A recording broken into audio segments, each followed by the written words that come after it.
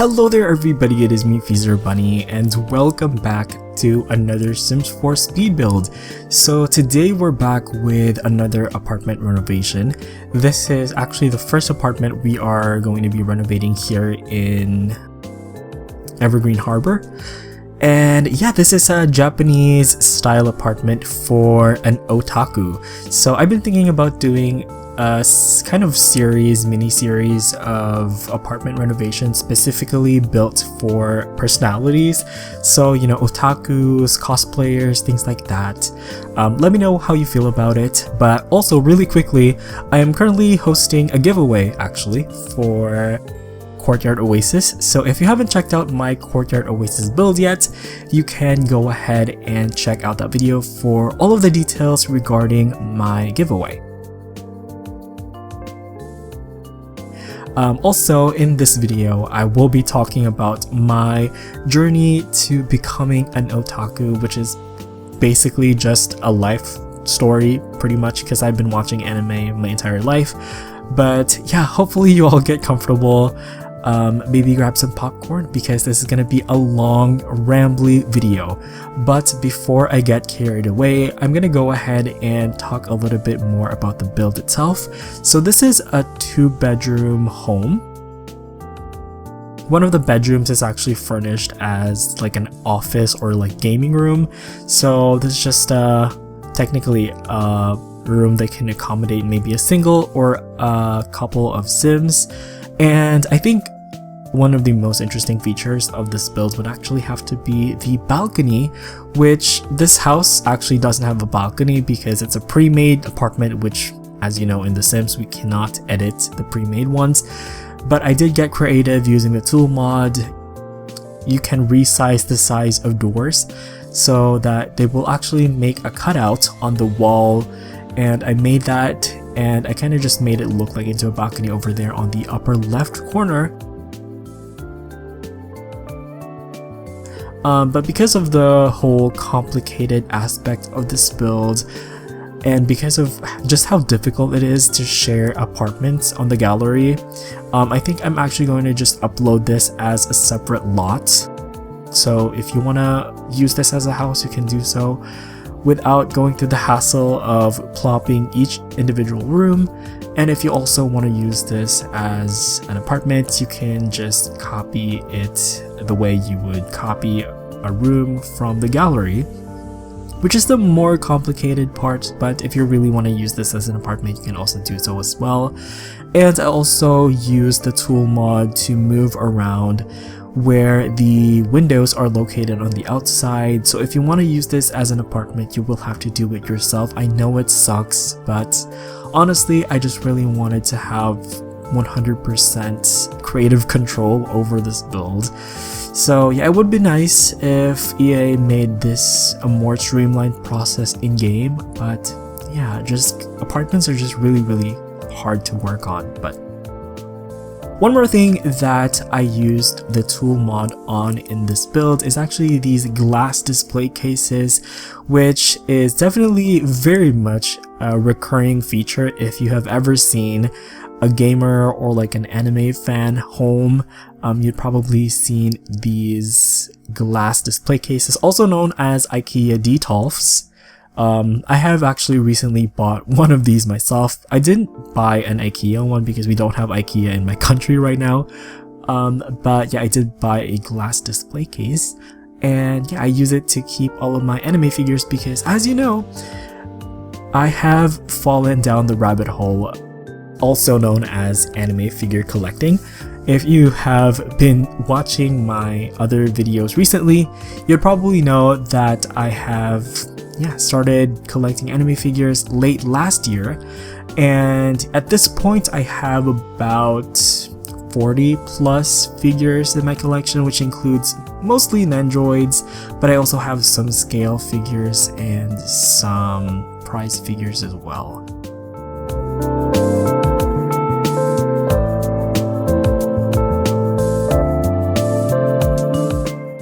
Anyway, I do want to share kind of like my own personal story of how I became an otaku. But first of all, some of you might not even be familiar with the word otaku, so let me just take a second to explain to you what exactly that is. So otaku is actually a Japanese word, and the official definition of this word is just a person that is really into whatever it is they're doing. So let's say, for example, you are a computer engineer. If you're really into computer engineering, then you're an otaku at that.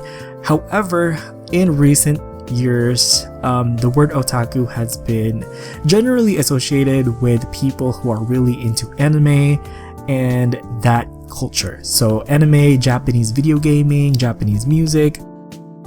If you're into that, then technically you would be considered an otaku. There's also another word that came out much recently, weeb. So yeah, I don't like using the word weeb, to be honest, because I think people associate it with more cringe. I grew up identifying myself as an otaku. I like the word otaku. I became an anime fan in the mid 2000s, so yeah, we called ourselves otaku. So even if people think it's weird or whatever, I don't really mind. But yeah, this is just me explaining the concept to those of you who might not be familiar with it. But yeah, it's weird talking about anime because, to be honest, I kind of watched anime my whole entire life. That sounds really weird, but if you're Filipino, if you grew up in the Philippines, you'd know that anime is just part of daily entertainment. So growing up in the 90s, there were a lot of anime that I watched, and it wasn't weird at all. It was just part of the culture.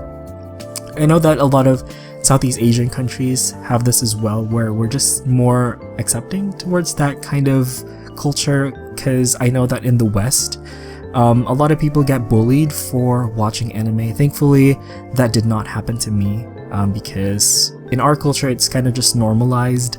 But yeah, in the 1990s, there's this one anime that actually showed on Cartoon Network called Akazukin Cha-Cha.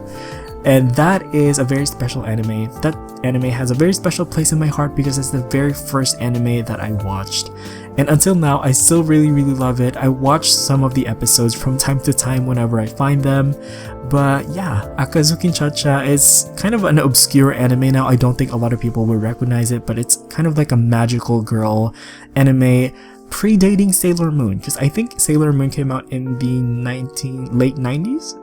I may be wrong, but I saw Akazukin Cha-Cha before I saw Sailor Moon, so I couldn't say that I love Sailor Moon as much as I like Akazukin Cha-Cha, because, you know, being my first anime and all, it does have a very special place in my heart.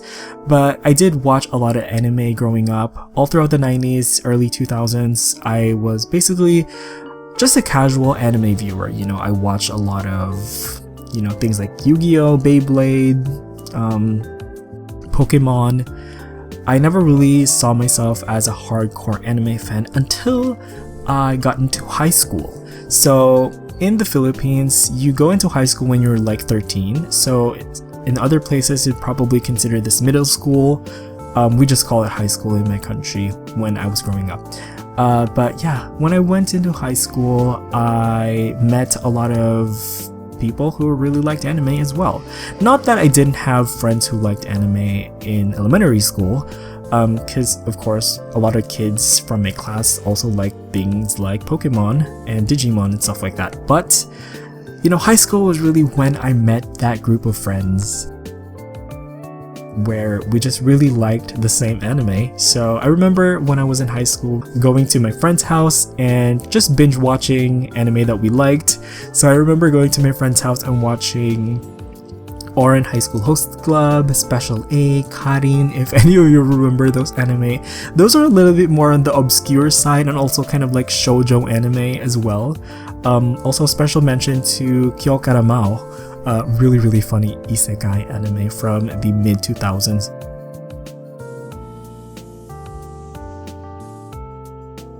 I was really lucky when I was in high school to discover this group of friends who I am still friends with now, and we still watch anime. We go to each other's homes and watch anime. This was also around the same time when I discovered the website called Crunchyroll. Now, a lot of you probably know Crunchyroll as kind of like this website where you can watch legally licensed anime shows for a subscription. But when I got into my first Crunchyroll account, which was probably 2006 or 2007, Crunchyroll was a completely different website. Basically, it was a website that's not unlike Anime Crazy, if any of you remember that boomer reference. But yeah, you would go to Crunchyroll to watch illegally acquired anime shows and even like some Japanese dramas as well. But what I loved about Crunchyroll is that it had very strong community aspect to it. So think of Facebook, but you can also watch a lot of anime. You can do that on Facebook now, but Crunchyroll had its own like subculture basically. And this is around the time when I met a lot of international friends that were also really into anime. So this was around 2007, 2008, I would say would probably be kind of like the golden age of my experience of being an otaku or being an anime fan, because everything was just so good, everything was so new, everything was so beautiful, the anime was so good, and you had friends to enjoy it with, and it was a really tight-knit community, which I really loved. Unfortunately, if you know the history of Crunchyroll, you would know that in 2009, Crunchyroll decided to change its policy and become a website where you can stream anime legally. So they became like an official licensed anime website. And this was a very unpopular decision on behalf of Crunchyroll because it basically destroyed the community that already existed there. So a lot of the people who used Crunchyroll kind of just left and the community kind of shattered. On Crunchyroll's part, I do think it was a good decision because it's one of the top, brands when it comes to anime otaku culture, but it definitely ruined kind of like my enjoyment of the community aspect of anime, because this is when I just lost friends. I lost contact with my friends because people weren't on Crunchyroll anymore and there was no way to keep in touch with them. So at this point I kind of just lost touch with the community, which is still where I am today. I don't really get that much in touch with the anime community anymore because of what happened to Crunchyroll. But on the other hand, I do have a lot of friends that are really into anime. So yeah, when I went to college in 2010, I did meet a lot of people. It's not that difficult in the Philippines actually, because literally everyone grew up watching anime. So yeah, I met some friends who were really into anime. And yeah, I went to my first anime convention around this time. Really enjoyed it. I remember my friend's dad taking me to my very first anime convention where I saw my first cosplay, and it was really amazing. I bought so much merch. Yeah, I wasn't really a figure collector at this time, but I did buy a lot of anime and con merch. But yeah, fast forward to 2020 when I finally got into anime figure collecting, and this is all thanks to the Trash Taste podcast, which is currently celebrating its first anniversary. But they did have the figure shopping in Akihabara episode, and I was like, you know what? I'm missing out. I'm an anime fan. I watched hundreds of anime at this point. Why am I not collecting anime figures? So yeah, that episode definitely converted me, and yeah, I'm pretty sure a lot of you who watch the channel are also part of the journey, because I have been talking about this a lot. Couldn't stop talking about it actually. So I did start off only buying Nendroids because I have been collecting Nendroids since 2009, 2010. The very first one I have was actually Sebastian, which I think is a bootleg actually, but whatever. I can't really look at him right now to determine if he's a bootleg because he is in my mom and dad's house. But like I said, I was buying, some anime and con merch around this time, but last year definitely became a full-fledged figure collector. And now I have over 40 figures. If you want to check them out, I will link my figure collection page if you're interested in that. That's pretty much my story. I hope you enjoyed it. Sorry if this was a little bit rambly, but I just really wanted to share it with you guys. I thought that this build was the perfect avenue to share that with those of you who are interested in the hobby, who are in the hobby, or even some of you who have no idea about what it's all about. I just wanted to use this opportunity to share my story. And that being said, right now I do want to get back into talking about the builds because we are currently furnishing my favorite room in this entire house, and this is the game room, which is basically my dream room because right now I do most of my gaming, most of my work, and most of my sleeping in my bedroom because I literally don't have space. And I also don't have a lot of space to keep my anime figure collection, so that's really sad, but I would love to have this kind of setup where I have a separate room all for recording YouTube videos and displaying my figure collection. Ideally a room without a window because the figure collection can get very dusty.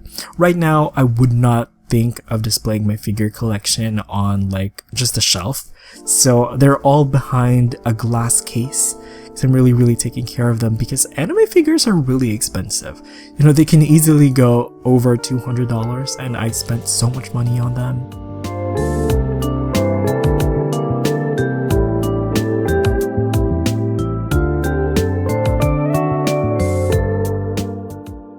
So yeah, in other news, a couple of days ago, EA just dropped the trailer for Dream Home Decorator, so I'm really excited to check that out. I have been really looking forward to this kind of gameplay for The Sims 4. Unfortunately, I don't really have much time to cover the pack as much as I would want to because I'm currently really busy working on my own CC. As you know, if you've seen my other videos, you would know that I'm currently, learning how to make CC.